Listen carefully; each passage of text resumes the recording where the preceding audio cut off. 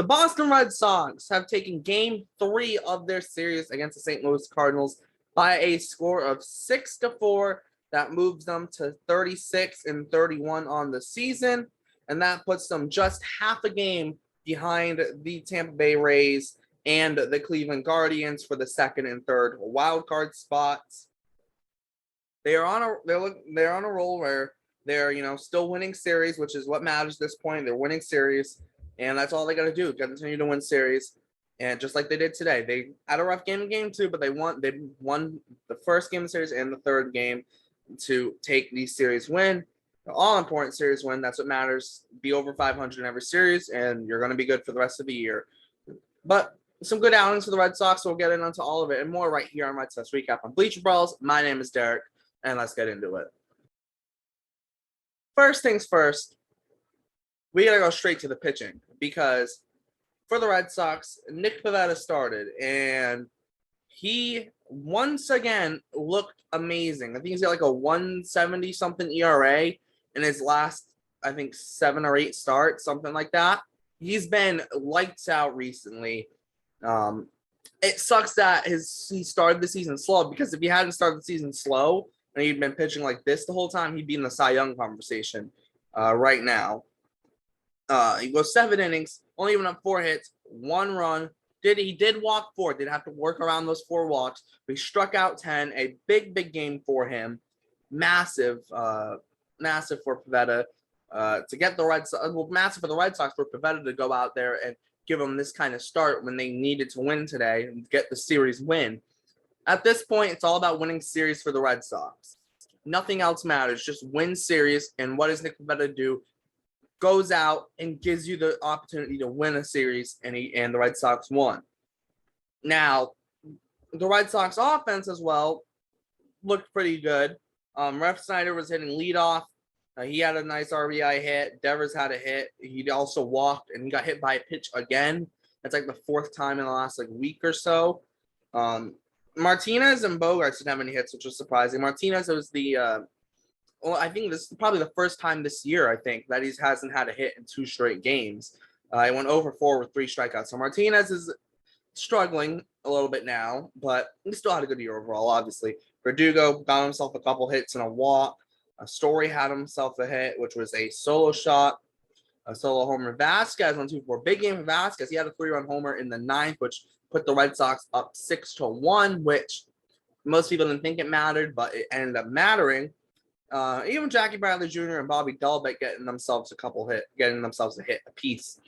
The pitching didn't matter because 7 innings for Pivetta. Schreiber came in the 8th and was good again, struck out all 3 guys.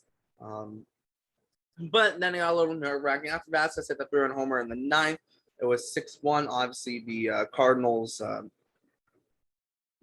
had their RBI from Harrison Bader, but yeah, just I don't know how to put this. The team right now, the Cardinals, they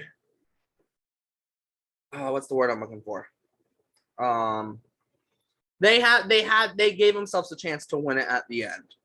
They go into the 9th down 6-1, and the Red Sox bring in Tyler Danish.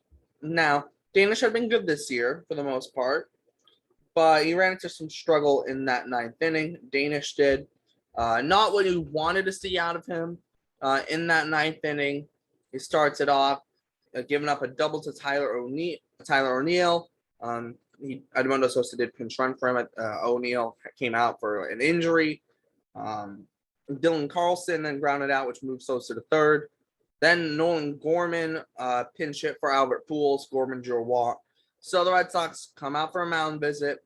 Bader flew out, which didn't score a run. And then Juan Yepez came to pinch hit for Ivan Herrera. And Yepez hits a bomb, hits a homer. 3-run homer for Juan Yepez. And now the Red Sox are in trouble. Yes, there is, 2 outs, but you're still in trouble. I mean, you don't want to give that up. So Danish gives a 3-run homer to Yepez, and the Red Sox are like, you know what, you're done. Get out of here. We're done. We're done with you. They brought in Tanner Houck. But then Edman had a ground ball single that deflected off of Houck and then went to Devers, and then Devers had a throwing error, which moved Edman to second. But then Houck comes back, gets Brandon Donovan, strikeout swinging, game over, series over. Red Sox take a series win. Definitely a little nerve-wracking if you're the Red Sox. Yeah, it could have gone worse. So they definitely could have gone worse. Definitely nerve-wracking, but they got the win. They got out of it. And now there's going to be some big roster decisions because you got to take a pitcher off the roster, which most likely will be Cutter Crawford, just because you don't really need him. You don't need him, whereas you need Winkowski in this Detroit series. He wouldn't start until that Cleveland series. Crawford would, unless Eovaldi or Whitlock come back, then they don't need him. So that seems what's likely. And then, yeah, we'll see what happens. Looks like Kike and Arroyo, though, we don't know if they're ready to come back and be on the roster right now. So there's been talk of Jeter Downs or Connor Wong, because I'm pretty sure those are the only two position players left on the 40-man. No, I think Ronaldo Hernandez is on it, but they would bring up Wong before Hernandez anyways. Then, yeah, it's just Jeter Downs. That's it, because Kike and Arroyo are both injured.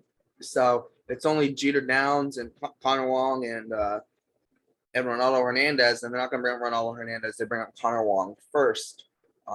So it's either going to be Connor Wong or Jeter Downs. I would expect Connor Wong because they've already started his big league clock for service time. But who knows? Maybe they'll bring a kind of shock and call it with Jeter Downs, but he has been struggling as of late in AAA. So I don't think that makes sense, honestly. I think we just call up Wong, have a third catcher. Wong, I'm pretty sure, I know when Wong was in the Dodger system, I think he played a little bit of second base and third base. So you could, if you're really in a pinch, you could play him. So same thing with Vasquez. If you're in a pinch, you have it a little bit of positional versatility at least. So I'd see them going to Connor Wong. It just makes sense. I don't see much need to really go and try and go roster moving. Jonathan Arauz is off the team. He was claimed by the Orioles on waivers, so as the Red Sox DFA'd him, so he's officially gone. They can't even. He's not even in the Red Sox organization anymore. So yeah, he's a non-option now. Literally a non-option because he's not even in the organization. So yeah, the options are limited, and the injuries aren't necessarily helping because Kike and Arroyo, that's two pieces you're missing to your big league team. And Ref Snyder's normally not up there, but he's up there. Duran's normally not up there. He's up there right now. Now you got to add another guy, so you're adding Connor Wong. If someone else gets injured, now you're looking at Jeter Downs. Like, you're running out of guys on the 40-man to call up. So it's gonna be interesting. It's definitely gonna be interesting to see who's going where. What does it look like? We'll see what happens, but it's going to be interesting. See how the Red Sox figure it out. But I think that's going to wrap up this game recap. Thanks for checking us out. Obviously, go check out all the links in the description. The podcast, the Instagram, the website, the Twitter, and all the Cruise Twitters are also down there as well. Make sure to check out our previous Red Sox game recaps, the prospect pipelines, and all the other videos we're doing.